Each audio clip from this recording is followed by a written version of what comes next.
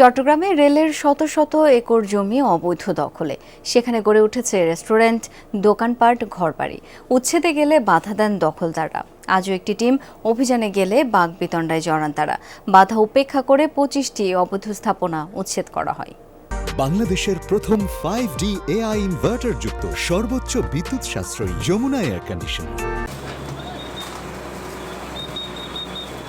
সকালে নগরীর সিআরবি গোয়ালপাড়া এলাকায় উচ্ছেদ অভিযানে ভেঙে গুড়িয়ে দেওয়া হয় অবৈধ দোকানপাট ও স্থাপনা।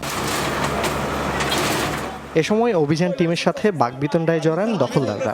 পূর্ব ঘোষণা ছাড়া উচ্ছেদে তারা ক্ষতিগ্রস্ত বলে দাবি করেন। যারা টাকা দিতে পারবে তাদেরগুলো ভাঙবে না, যারা টাকা না দিতে পারবে তাদেরগুলো ভাঙবে।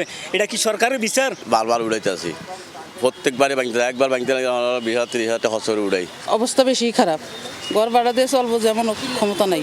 রেলের 80% জায়গা মানুষের দখলে, দখলমুক্ত যদি করতে হয় সবগুলোই করেন।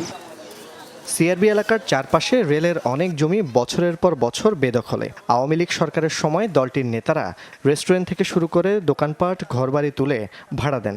উচ্ছেদে গেলেই আসে বাধা।